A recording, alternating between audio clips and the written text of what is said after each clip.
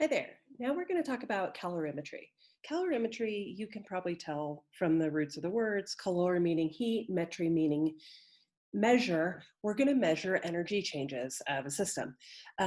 One of the things that I want to make clear to you is that when we're talking about, I can talk about heat or enthalpy interchangeably, and I do quite a bit. The formula we use is Q equals mc delta T. Q is the energy change as either the heat or the enthalpy.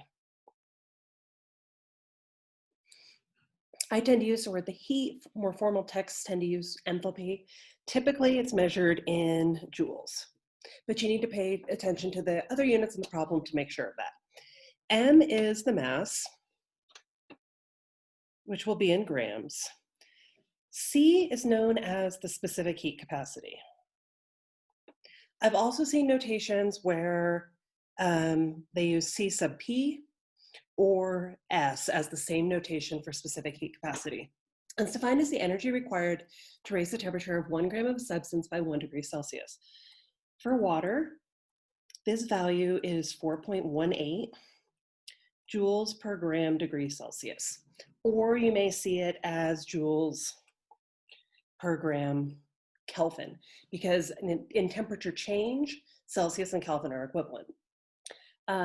It also, because IB loves this, you'll see it as that, where the numbers in the values in the denominator get negative ones. Okay. And then delta T is obviously our temperature change, with delta meaning change in anything.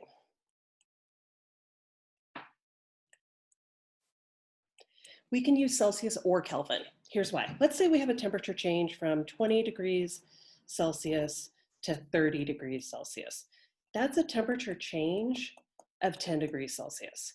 If I were to convert those numbers into Kelvin, 20 degrees Celsius plus 293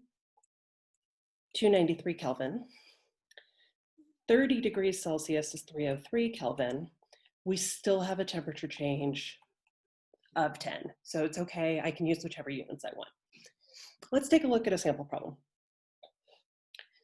We're going to find the energy absorbed by 200 grams of water warming from 12 degrees Celsius to 46 degrees Celsius. We're given the specific heat capacity of water as 4.18. So when I say find the energy absorbed, that means we're looking for Q. 200 grams is my mass.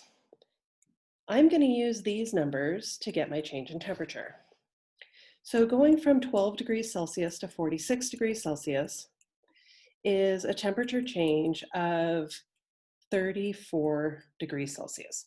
You can do, generally speaking, change in temperature is T final minus T initial, but I tend to always use it as a positive quantity. So I always do it as absolute value of. Okay, we're ready to plug these into our formula. Q equals mass times specific heat capacity times change in temperature. 200 grams times 4.18 times 34. 200 times 4.18 times 34 gives me 28,000, I'm going to round, 400 joules. If I wanted to, I could convert that to kilojoules. But coming out of the formula, it's in joules. Let's take a look at a second example.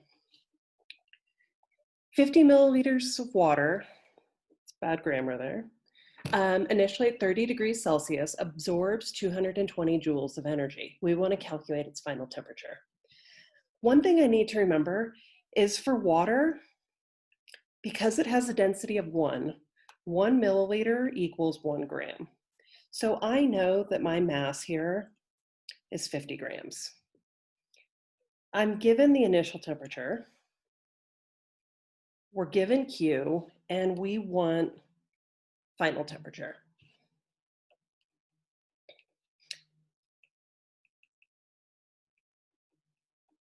Okay, 2,200 joules, it's already in the right units. I need to make sure of that. 50. Since it's water, remember I know the specific heat of 4.18, and I'm going to solve for delta T. So 2,200 divided by 50 and then divided by 4.18 gives me a change in temperature of 10.5 degrees. Is the water going to get hotter or colder? To make that decision, I look here.